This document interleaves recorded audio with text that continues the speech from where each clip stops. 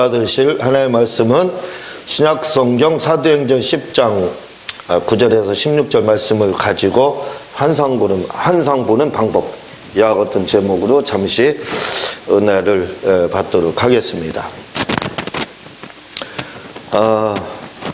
우리가 요즘에 어르신들은 효도폰, 그렇게 해서 폴더폰이죠. 그 전에 우리가 쓰던 폴더폰, 자, 핸드폰 말이에요. 전화 이렇게 이제 뚜껑 열고 하는 그 폴더폰을 사용하시는데, 지금 젊은 사람들은 거의 다 스마트폰 이렇게 쓰고 있습니다. 스마트폰은 전화기의 혁명과 같아요, 사실은. 근데 이 스마트폰을 발견한 분이 있는데, 미국의 애플사의 스티브 잡스, 몇 년 전에 돌아가셨죠. 죽었는데, 이 사람이 사실은 미혼모에서 태어났대요. 그리고 다른 데서 이렇게 입양돼가지고 자라는 과정에서 좀 이제 그 자라는 과정에서 좀 삐뚤어진 생각도 가졌던 그런 사람인데, 그래도 이제 바로 돌아와서 회사도 차리고, 그래서 맥킨토시, 처음에 이제 컴퓨터 맥킨토시라는 게 있었어요. 그렇게 차리다가 이제 애플사를 이렇게 해서 혁명을 하나, 전화기의 분수령을 이렇게 열은 분인데, 지금은 그 손안의 컴퓨터죠. 지금 예전에는 컴퓨터 를 자판, 그 이제 데스크탑이라고 하죠. 데스크탑이나 노트북 이렇게 써서 문서를 작성하고 이렇게 했는데, 일본에서 젊은 사람들을 조사해 보니까 컴퓨터 자판을 잘 못 다룬대요. 그래서 입사하려면 자판 다루는 그 시험을 다시 이제 이렇게 봐야 될 정도로 다 이제 자판을 잘 못 다루고, 스마트폰 있잖아요. 스마트폰 자판이라고 하나, 이렇게 뭐 터치 하는 거 있잖아요. 글씨 쓰는 거. 사람들이 그걸 잘 다룬대요, 오히려. 그래서 그걸로 문서 작성하는 게 더 뭐 빠르고 그렇다, 이렇게 이제 이야기하는데, 어쨌든 지금 시대는 손안의 컴퓨터 시대예요. 그 스마트폰으로 못하는 게 없습니다. 진짜 뭐 검색을 하게 되면 또 뭐 안 나오는 게 없거든요. 완전히 인터넷이죠. 손안의 인터넷. 그런 세상인데, 그걸 이렇게 만든 사람이 깜짝 놀랐죠. 그 삼성이나, 우리나라 삼성이나 다른 그 모토로라 이런 데서 기습을 당했습니다. 기습을. 처음에 이제 다른 그런 데서 그 점유율이 우리나라 삼성이 굉장히 높았었거든요. 그러다가 애플이 갑자기 이 스마트폰을, 영리하다는 뜻이죠. 스마트라는 뜻이.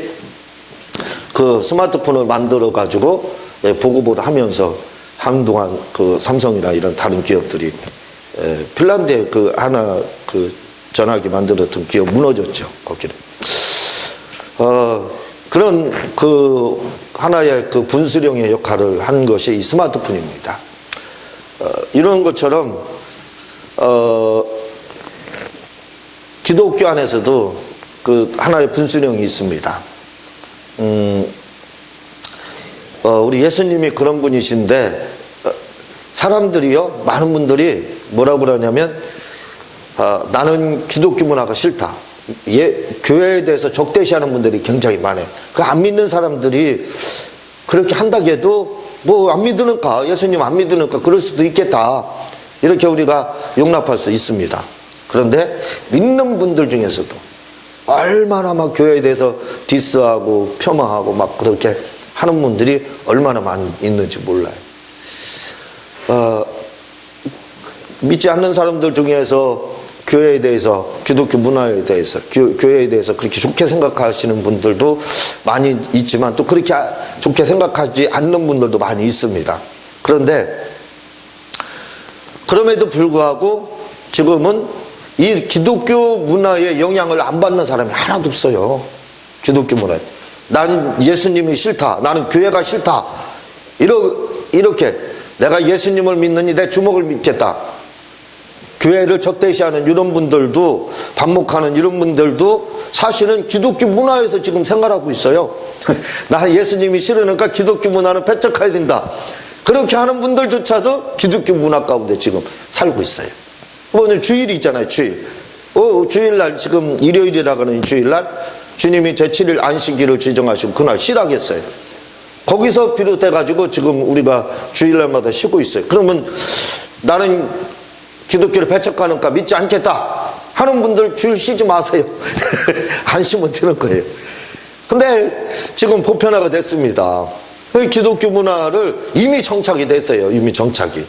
그러니까 아무리 그런 그 기독교 문화의 혜택 가운데 지금 살고 있다는 걸 사람들이 알아야 돼요. 그렇게 적대시하면서도 기독교 문화를 누리고 있다 이거죠.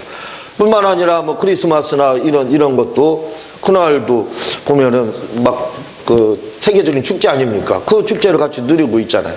그러니까 기독교 문화에서 결코 나는 이런 부분들이 싫다 하지만 벗어날 수가 없게 됩니다. 모든 사람들이 이런 기독교 문화 가운데 있거든요. 그런데 요런 그 문화를 정착시켜 주신 분이 누구냐? 바로 예수님이에요. 예수님. 그러니까 그걸 가리켜서 뭐라고 하냐면 역사의 분수령이다 이렇게 말을 해요. 우리 그 아버지 그 추억록을 그 전에 봤습니다. 군에서 제대하기 전에 추억록이라는 그런 걸 제작을 하거든요. 후배들이 제대하고 나서 뭐 어떻게 잘 살아라 축복하는 그런 글을 써주는 게 있는데 우리 아버님 것을 이렇게 본 적이 있어요. 근데 아버님 걸 보면서 제가 좀 새롭다 하는 걸 느꼈는데 그건 뭐냐면 그때까지는 단기 몇 년 이렇게 돼 있더라고요. 우리 아버지 세대만 애들은 단기를 썼어요. 근데 우리는 서기를 쓰고 있잖아요. 지금 누가 단기를 씁니까? 음력 누가 하고 있어요? 지금 다 양력이죠. 기독교 이런 그 문화 가운데 그런데 이렇게 단기를 쓰지 않고 주 몇 년 이렇게 쓰는 것이 뭐냐면 그게 그 분수령 그 분수령이 누구냐면 바로 예수님이에요. 예수님. 예수님을 통해서 예수님이 오시기 전에를 주전 예수님 오신 이후에 바로 주 이렇게 지금 하고 있거든요. 그래서 주 이렇게 인터넷에 치게 되면 이런 주라는 것이 언제부터 원년이 언제냐 예수님 태어난 것을 원년으로 한다 그렇게 나오고 있습니다. 그러니까 우리가 지금 기독교 문화를 배척을 한다고 할지라도 결국은 자기 스스로 지금 몇 년 2000올해가 18년이잖아요 2018년 이렇게 하면서 쓰고 있다면 당신도 주님을 인정하고 있는 거예요. 왜냐하면 그 분수령이 바로 예수님을 통해서 이루어진 거거든요. 그러니까 지금은 세계 어떤 나라도 뭐 예수님을 적대시하는 그런 나라다가 할지라도 예수님을 죽이는 그런 나라다 북한이라 할지라도 종교를 배척하는 그런 나라라 할지라도 결국은 지금 인정을 하고 있는 겁니다. 주 몇 년 이렇게 쓰고 있다 이거죠. 서기 몇 년. 그 서기라는 걸 찾아보라 이거죠. 예수님을 분수령으로 해서 그게 쓰이고 있다 이렇게 나오고 있습니다. 그러니까 결국은 우리는 예수님을 떠나서 세계 어느 나라도 지금은 예수님을 벗어나서는 살 수가 없는 그 문화를 누릴 수 없는 그런 시대가 되었다는 것을 우리가 꼭 알 필요가 있게 됩니다. 이 고넬료라는 사람이 나오는데 지금 고넬료에 대해서 계속 나오거든요. 진행이 되고 있는데 저는 참 고넬료에 대해서 너무 고마워요. 사도행전 10장이 저에게 있어서는 다른 사람들은 어떻게 생각하는지 모릅니다. 이 사도행전이 고넬료의 사건 사도행전 10장이 저에게는 뭐가 되냐면 예수님을 통해서 전화기의 분수령은 스티브 잡스지요. 역사의 분수령은 예수님이라고 그랬습니다. 마찬가지로 저에게 있어서도 그리고 또 성경에서도 신약 성경에서도 이 사도행전 10장은 하나의 분수령입니다. 왜냐하면 이방인의 물꼬가 열은 것이 이 사도행전 10장부터예요.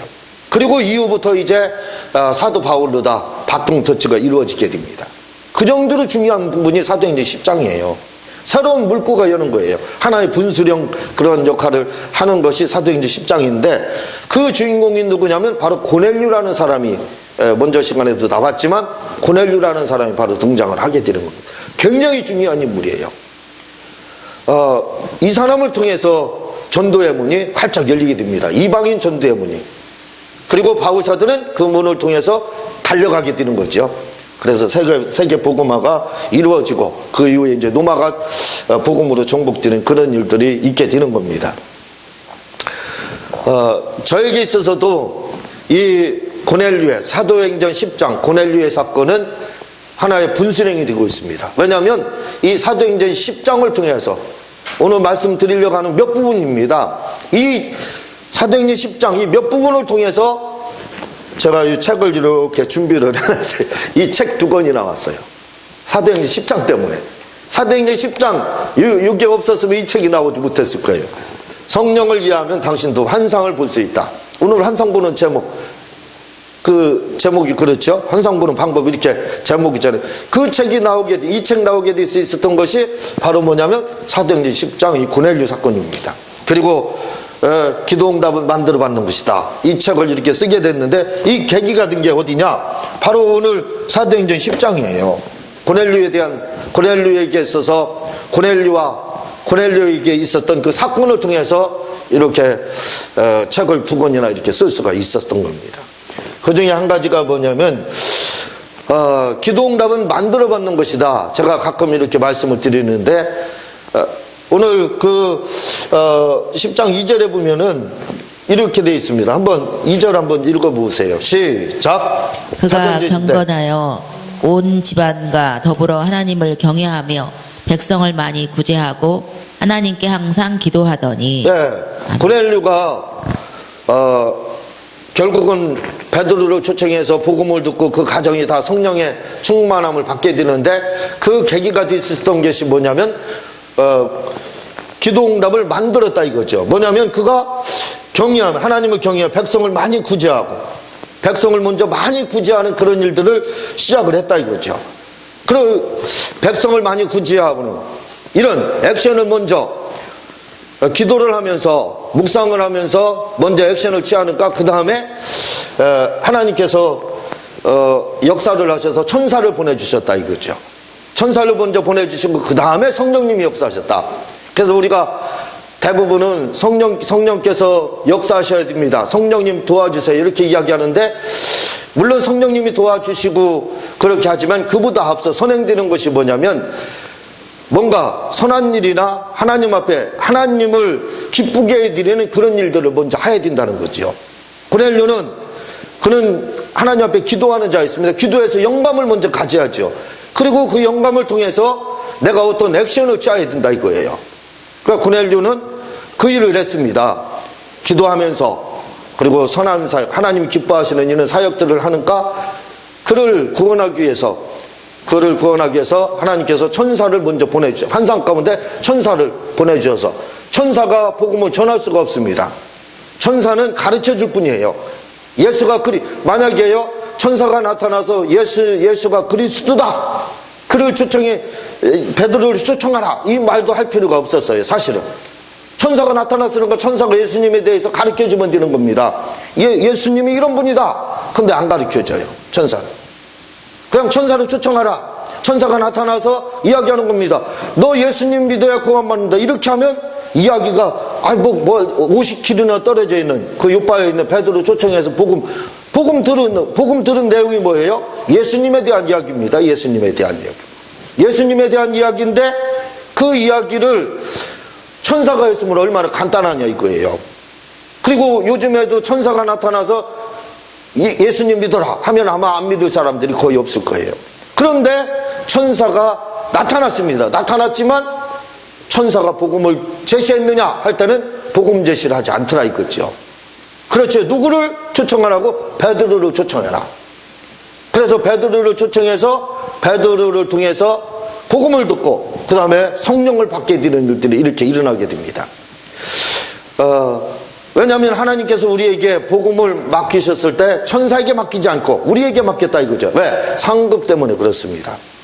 그런데 이렇게 천사가 그 다음 먼저 활동을 하고 고넬류가 선한 사역을 하고 기도하며 선한 사역을 하니까 천사가 돕고 그 다음에 성령께서 역사하시더라 이거죠. 성령께서 맨 마지막에 역사했습니다. 그랬더니 기도응답이 와서 결국 구원받고 성령받고 하는 일들이 본문에 이렇게 나타나고 있습니다. 이게 뭐냐면 기도응답을 받는 그러한 하나의 절차에 해당하는 거예요. 자세한 내용들은 이제 여러분들이 이 책을 통해서 한번 이렇게 보시면 더 제가 설명을 잘 해놨습니다. 어쨌든 우리는 기도응답이 기도만 해서 떨어지는 걸로 그렇게 생각하는데 그렇지 않다. 기도하면서 뭔가 우리가 구하고 찾고 두드리는 그 일을 하지 않으면 안 된다. 그런 것이 뭐냐? 만드는 것이다 이거죠. 고넬료는 그 일을 했다 이거죠. 그랬더니 성령님이 먼저 나타나서 도운 것이 아니라 우리가 알고 있는 건 성령님이 먼저 도와야 되는데 그게 아니라 천사가 먼저 나타나서 돕더라 그 말입니다. 그리고 맨 마지막에 성령님이 역사하셨다 이거죠. 이 순서를 잘 기억을 해야 된다 이거죠. 뭐 자세한 설명은 뭐 제가 말씀드렸지만 책을 통해서 이렇게 보시면 잘 돼 있고 이 부분은 오늘의 말씀의 제목은 환상 보는 방법이라 이거죠. 요걸 좀 한번 생각을 해보자 이거죠. 사도행전 10장 10절을 한번 읽어보시기 바랍니다. 사도행전 10장 10절 시작. 그가 시장하여 먹고자 하매 사람들이 준비할 때에 황홀한 중에. 네. 여기서 황홀한 중에 이렇게 나오는데 이 말이 먼저 개정성경이죠. 지금 나온 건 개정성경인데 그 전에 개역 성경에는 비몽사몽이로 이렇게 나왔습니다. 이 비몽사몽이 잘 맞아요. 이 비몽사몽이라는 건 뭐냐면 꿈인지 생시인지 그거 잘 모르는 상태죠. 그걸 이제 이야기하는데 헬라어로는 엑스타시스 이렇게 되어 있습니다. 그러니까 우리가 뭐 마약이나 이렇게 중독됐을 때 나타나는 환각 증세 이렇게 이야기하죠. 그 엑스타시스 그게 그렇게 되어 있는데 그게 이제 비몽사몽. 지금 요즘에 나오는 성경에서는 황홀감 이렇게 돼 있는데 요 베드로가 고넬료가 환상을 보는 이런 장면이 지금 기록이 돼 있는데 고넬료가 보고 참 베드로가 환상 보는 장면이 이렇게 기록이 돼 있거든요. 그런데 이걸 보게 되면 환상을 어떻게 보는지를 알 수가 있게 된다 이거죠. 그래서 제가 지금 설명을 잘 들으면 환상이라는 게 이런 거구나. 이렇게 해서 이렇게 하면은 환상을 볼 수 있겠구나. 이건 이제 알 수 있게 되는데 제가 얼마나 설명을 잘 드릴지 궁금합니다. 목사님들하고 가끔가다 이야기를 하게 되면 제가 주눅이 들 때가 있어요. 다른 부분에 대해서는 주눅들 일이 없는데 가끔가다 이야기를 하다 보면 주눅드는데 그게 누구냐면 환상 본다고 하는 분들. 환상을 본다 이렇게 하면 할 말이 없었습니다. 한 십몇 년 전까지 한 십몇 년 전 그러니까 15년 전에는 누가 환상 보는 목사님이 나는 환상을 봐서 이렇다 저렇다 이야기하면 그 다른 나라 사람 얘기하는 것 같아요. 딴 세상 같아요. 다른 얘기하는 것 같아요. 왜냐하면 제가 환상을 보지 못하니까. 그러니까 환상 이야기만 하면 주눅됐습니다. 할 말이 없었어요. 그런데 그러나 오늘 말씀을 잘 이해하고 나서 보니까 그 다음에 저도 환상을 보기 시작했어요. 그래서 지금은 이제 환상을 누구나 다 볼 수 있게 할 수 있는 그 깨달음을 가지고 있습니다. 그래서 이제 그걸 이렇게 전달을 하려고 하는데 제가 얼마 전에 이 나이를 먹으면 가끔가다 놀랄 일들이 있어요. 무슨 일로 놀래냐면 젊었을 때는 아파도 감기 때문에 아픈다든가 또는 뭐 체한다든가 뭐 그런 거죠. 뭐 더 이상 다른 병으로 다 아픈 경우가 없죠. 근데 나이를 들어가면서는 전혀 아프지 않았던 부분이 아플 때가 있어요. 그래서 그런 경우가 나타날 때 깜짝 놀래고 그렇게 하는데 제가 이 턱관절은 튼튼했는데 갑자기 오른쪽 이 턱관절에서 조금 이상이 왔습니다. 그래서 어금니 지금 하나밖에 안 남았는데 그걸로 음식을 씹으니까 여기가 아파요. 아파가지고 그 약을 좀 있어가지고 며칠 먹었는데도 그걸 듣지를 않더라고요. 그래서 제가 기도를 하기 시작했습니다. 예수님의 이름으로 축사를 막 하고 새벽에 어쨌든 기도 시간을 제가 3시간, 2시간, 새벽에 2시간, 저녁에 1시간 이렇게 해서 3시간 기도를 매일 하고 있는데 아침에 와가지고 축사를 계속 했어요. 축사를 한 2시간 정도 가까이 이렇게 하다 보니까 좀 피곤하죠. 피곤하다 보니까 제가 깜빡 졸았습니다. 비몽사몽간이죠. 깜빡 이렇게 저는 과정에서 무슨 현상이 나타나냐면 꿈 같은 것이 꾸어졌어요. 꿈 비슷한 거죠. 꿈 비슷한 것이 꾸어졌는데 어떤 내용이 있냐면 누가 저를 이렇게 스치면서 싹 들어오더라고요. 저는 그걸 알았습니다. 아, 천사가 싹 스치면서 들어오는구나. 또 반대로다 누가 어떤 경우는 반대로 이렇게 나갈 때가 있습니다. 제가 허리가 한쪽, 오른쪽 허리가 안 좋아가지고 그걸로 해서 아침에 또 그 전에 몇 년 전 얘기입니다. 막 축사를 계속했어요. 예수님의 이름으로 명한다. 이 허리 아프게 하는 귀신아 나가라. 나는 예수께 채찍에 맞으면 나았다. 이렇게 해서 한 2시간을 축사를 하다가 보니까 역시 또 2시간 정도 축사를 하면 피곤합니다. 그래서 깜빡 절다시피 이렇게 했는데 어느 병원인데 병원에서 저는 병원 안쪽으로 들어가고 누군가 하나가 젊은 청년이 셋이 반대로 싹 스쳐서 나가더라고요. 저는 들어가고 싹 스쳐서 저를. 그래서 제가 알았습니다. 아, 이게 낫겠구나. 치료받겠구나. 그래서 손을 이렇게 깍지를 끼면서 위로 이렇게 올리면서 무슨 현상이 나타나냐면 허리에서 따닥 소리가 나는 겁니다. 이 오른쪽 허리에서 따닥 소리가 나는 거예요. 그리고 딱 맞춰졌어요. 그 자리에서 맞춰졌습니다. 그래서 나섰어요. 근데 이번에는 턱관절 때문에 아파가지고 그랬는데 그래서 축사를 하는데 제가 축사를 하니까 반대로 다 들어오더라고요. 이렇게요. 들어오는데 이건 좋은 일이에요. 그걸 알 수가 있습니다. 기도 생활을 하는 사람은 알 수가 있어요. 아, 이건 악한 거다, 이건 좋은 거다라는 것을 알 수가 있어요. 그런데 싹 들어와서 알았습니다. 아, 치료받겠구나. 사실은 지금 이제 괜찮아요. 나섰어요. 그 이후로 다 치료가 됐습니다. 그러니까 요런 또 제가 기도를 하면서 여러 가지 신비한 체험들을 좀 한 적이 있는데 그 중에서 잊혀지는 것들이 한 2가지가 있습니다. 그 중에 한 가지가 뭐냐면 제가 대전에 있을 때 의자에 앉아가지고 기도를 하는데 막 기도를 하는 가운데 하는데 갑자기 우리 교회 다니는 어떤 권사님이 딱 나타나는 거예요. 기도하는 제가 기도하는 의자에 강대상 의자에 앉아서 하는데 항상 그 옆자리에 딱 서가지고 옆자리에 맞은편으로 옆자리에 딱 서서 뭐라고 이야기하냐면 목사님 저 오늘 교회 나오지 못합니다. 그러더라고요. 좋은 얘기가 아니에요. 그래서 별거 아니겠고 내가 뭐 잘못 생각한 거구나 이렇게 생각을 했습니다. 근데 이틀이 지나서 전화가 왔어요. 교회를 못 나갑니다. 떠나겠습니다. 그러더라고요. 그런 현상들은 좋은 현상이 아닌데 실제로 그 사람이 나타났어요. 이게 비몽사몽간이었지만 실제로 나타나서 저하고 대화가 오갔어요. 저하고 대화가 오가면서 그런 일들이 있었는데 이런 것들이 환상이라 이거죠. 이런 환상들이 있었는데 또 몇 가지 사례들을 이렇게 소개를 지금 해드리는 겁니다. 몇 년 전에 우리 조카 하나가 뇌혈관 장애로다. 고등학교 1학년 때 우리가 서울로 올라오자마자 뇌혈관 장애로 인해서 죽었어요.